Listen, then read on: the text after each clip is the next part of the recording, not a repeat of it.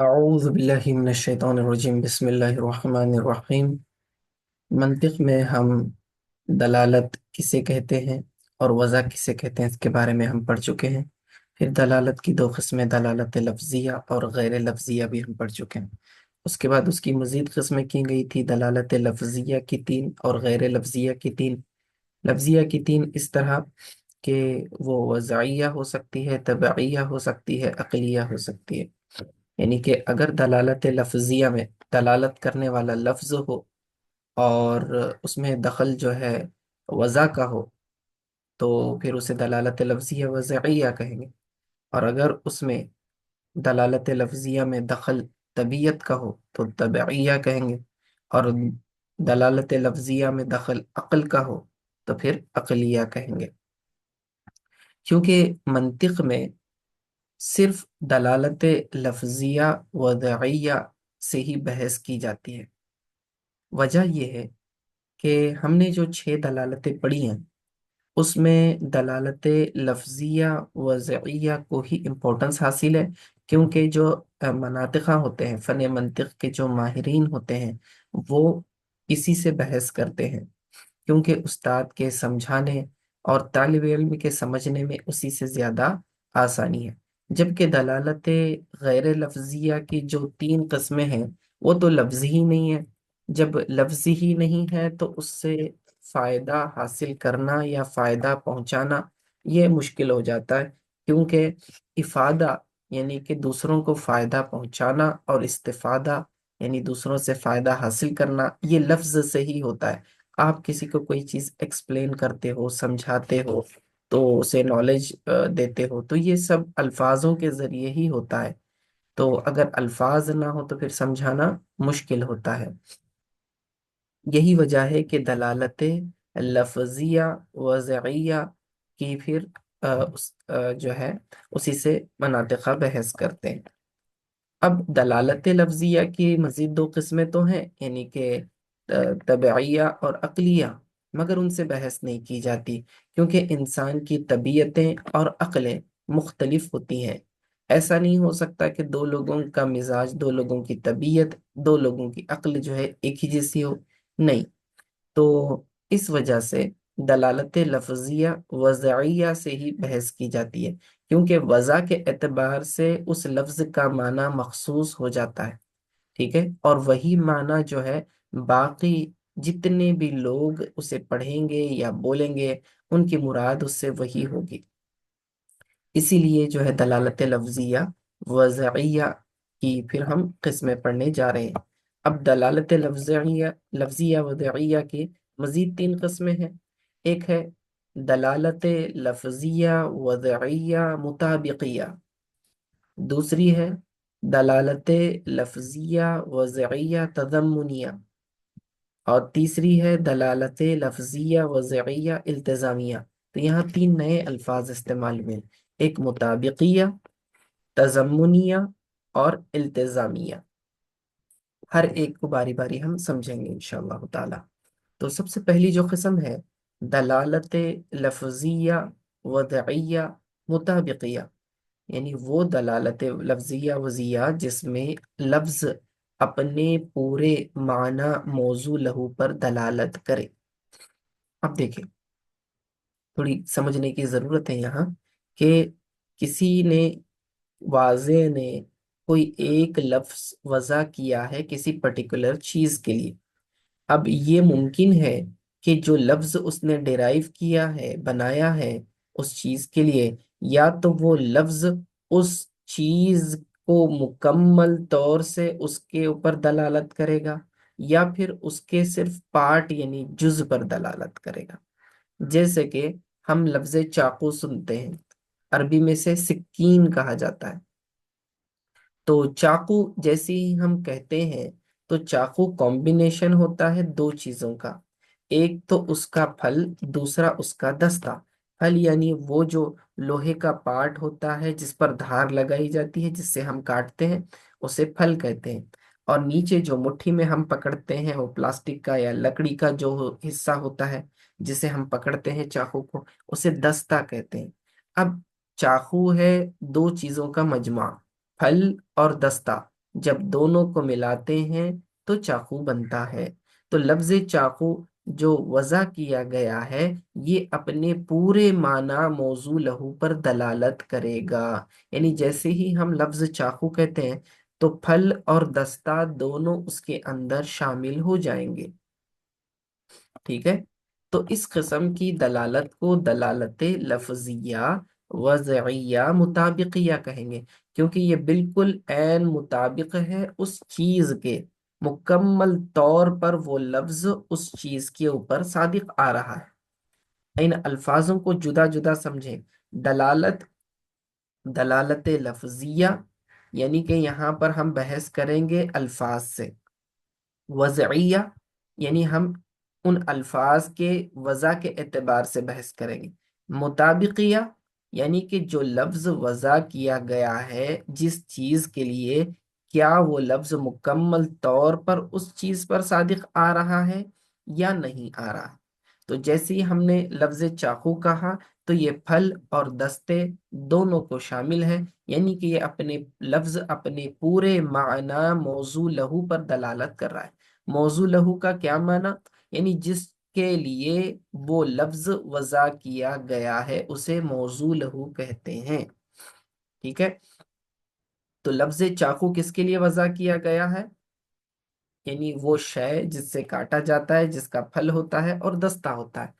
تو یہ جو چاقو ہے اصل میں موضوع لہو ہے، اصلی چیز یعنی چاقو موضوع لہو ہے، اور اس کے لیے لفظ استعمال کیا گیا ہے چاقو، یہ وضع کیا گیا ہے اس کے لیے۔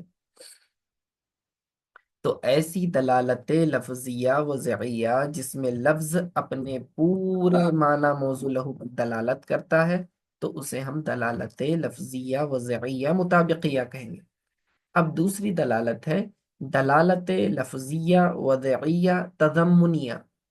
اب یہاں تضمنیہ کا اضافہ ہے، دیکھیے، یعنی یہ لفظ کے اعتبار سے بحث ہوگی، لفظ کے وضع کے اعتبار سے بحث ہوگی، تضمنیہ۔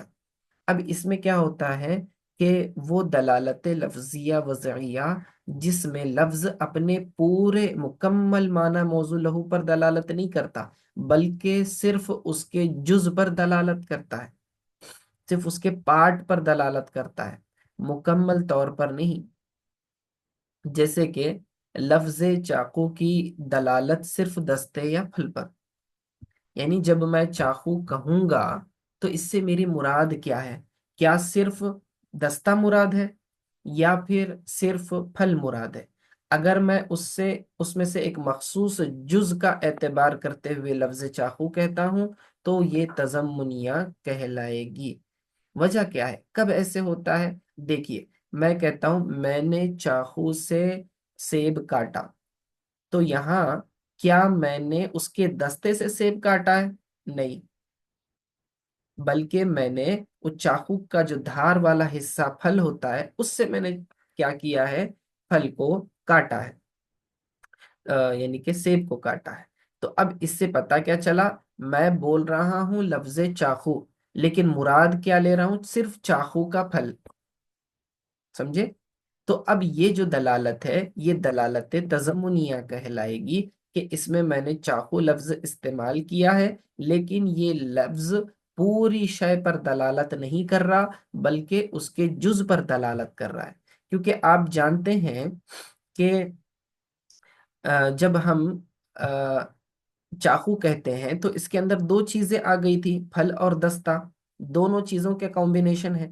لیکن ہم کیا کہہ رہے ہیں؟ جب میں کہہ رہا ہوں کہ میں نے چاقو سے سیب کاٹا تو صرف دھار والے حصے سے ہی سیب کاٹا جا سکتا ہے، پھل سے تو سیب نہیں کاٹ، یعنی کہ اس کے دستے سے تو سیب نہیں کٹتا۔ یعنی کہ میں چاقو بول کر صرف اس کا جز مراد لے رہا ہوں، آپ سمجھے؟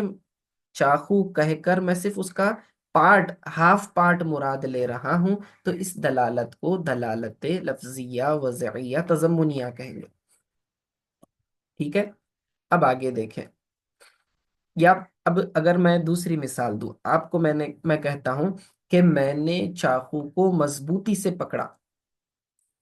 اب اس مثال کے اندر مجھے بتائیں، جب میں چاقو کہہ رہا ہوں تو میں اس سے کیا مراد لے رہا ہوں؟ کیا میں مکمل چاقو مراد لے رہا ہوں، پھل اور دستہ دونوں، یا پھر میں صرف اس دھار والے حصے کی بات کر رہا ہوں کہ میں نے اسے پکڑا ہے، یا پھر میں اس دستے کی بات کر رہا ہوں جو میرے مٹھی میں ہوتا ہے جہاں پکڑا جاتا ہے چاقو کو اصل میں؟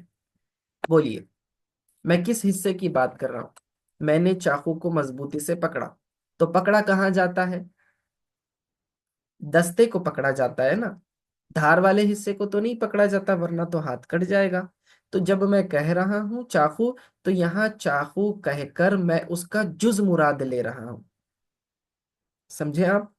چاقو کہہ کر صرف اس کا پارٹ مراد لے رہا ہوں، کل مراد نہیں لے رہا، صرف جز مراد لے رہا ہوں۔ اگر میں کل مراد لیتا تو وہ دلالت لفظیہ وضعیہ کیا بن جاتی؟ دیکھیے، دلالت لفظیہ وضعیہ مطابقیہ بن جاتی اگر میں اس سے کل مراد لیتا، لیکن میں نے صرف جز مراد لیا ہے۔ جب جز مراد لیا ہے تو صرف یہ تضمنیہ کہلائے گی۔ اب تیسری دلالت ہے دلالت لفظیہ وضعیہ التزامیہ۔ ہر ایک کو جدا جدا سمجھنا ہے۔ دلالت کسے کہیں گے کہ نامعلوم معلوم چیز سے نامعلوم چیز کی طرف آپ کو رہنمائی ہوتی ہے، یہ دلالت ہے۔ لفظیہ کہ جس کے اندر آپ کو یہ دلالت لفظ کے ذریعے پتہ چل رہی، کسی ورڈ کے ذریعے پتہ چل رہی۔ وضعیہ یعنی کہ اس لفظ کو انوینٹ کیا گیا ہے، ڈیرائیو کیا گیا ہے اس چیز کی طرف دلالت کرنے کے لیے۔ اب التزامیہ کا کیا مطلب ہوتا ہے؟ یہ لازم اور ملزوم کے طور پر ہوتا ہے، یعنی کہ وہ دلالت لفظیہ وضعیہ جس میں لفظ اپنے معنی موضوع لہو کے لازم پر دلالت کرے، ٹھیک ہے؟ یعنی کہ وہ کل بھی نہیں ہوتا، جز بھی نہیں ہوتا، بلکہ وہ چیز لازم و ملزوم ہوتی ہے۔ جیسے لفظ سورج، جیسے ہی میں لفظ سورج شمسن کہوں گا تو اس کی دلالت دھوپ پر ہوگی۔ سورج نکلا ہوا ہے، اس کا مطلب دھوپ بھی آ رہی ہے، سمجھے؟ سورج نکلا ہوا ہے، دھوپ آ رہی ہے۔ اب اگر میں کہتا ہوں میرے گھر میں سورج نکلا، اس سے کیا مراد ہے؟ میرے گھر میں صبح صبح سورج آتا ہے، تو کیا واقعتاً سورج آتا ہے؟ نہیں، بلکہ سورج کی کرن، اس کی دھوپ آتی ہے۔ تو میں نے لفظ سورج کہہ کر دھوپ مراد لے رہا ہوں، کیونکہ یہاں دھوپ جو ہے وہ سورج کا پارٹ نہیں ہے، نہ ہی وہ خود سورج ہے، بلکہ اس کا لازم ہے کہ سورج ہے تو دھوپ ہے، سورج نہیں تو دھوپ نہیں، سمجھے؟ تو یہ اس کا لازم ہے۔ تو جب ہم لفظ کہہ کر اس کے لازم کو مراد لیتے ہیں، معنی موضوع لہو کو مراد نہیں لے رہے بلکہ اس کے لازم کو مراد لے رہے ہیں، تو اسے دلالت لفظیہ وضعیہ التزامیہ کہا جاتا ہے۔ دیکھیے، مجھے کیا کہنا ہے؟ لفظ سورج، سورج کس کے لیے بنا ہے؟ وہ ستارہ جو خود سے روشن ہے اور دوسروں کو روشن کرتا ہے، ہمارے جو گیلیکسی کے اندر، جس سے سب ایک کو روشنی پہنچتی ہے۔ تو سورج کو تو ہر کوئی پہچانتا ہے۔ لفظ سورج اصل میں وضع کس کے لیے کیا گیا تھا، کس کے لیے ڈیرائیو کیا گیا تھا؟ اسی ستارے کے لیے۔ لیکن میں کہہ رہا ہوں کہ میرے گھر میں روز صبح سورج آتا ہے، تو کیا یہاں پر واقعتاً سورج داخل ہو سکتا ہے؟ ممکن ہی نہیں ہے۔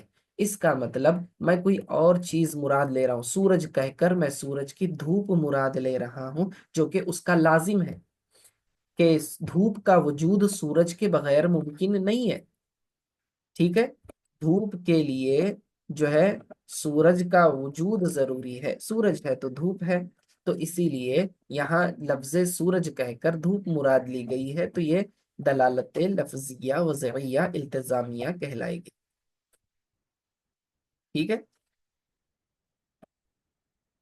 اب اس کا فائدہ بتلا رہے ہیں کہ دلالت مطابقیہ اور دلالت تضمنیہ، یہ دلالت مطابقیہ جو ہے یعنی کہ جس کے اندر عین معنی موضوع لہو پر دلالت کرتا ہے وہ لفظ، ٹھیک ہے؟ تو یہ جو ہے دلالت تضمنیہ اور التزامیہ کے بغیر بھی پائی جا سکتی ہے، لیکن یہ دونوں دلالتیں دلالت مطابقیہ کے بغیر پائی نہیں جا سکتی، گویا کہ یہ تضمنیہ اور التزامیہ دونوں ڈیپینڈنٹ ہوتے ہیں مطابقیہ کے اوپر۔ کیونکہ یہ اوریجنل فارم ہے دلالت مطابقیہ. لفظ جو ڈیرائیو کیا گیا تھا، وضع کیا گیا تھا، وہ خاص مخصوص موضوع لہو کے لیے ہی وضع کیا گیا تھا. ٹھیک ہے، لیکن بعد میں تضمنیہ اور التزامیہ کے طور پر استعمال کیا جانا یہ ایک اور شے ہے.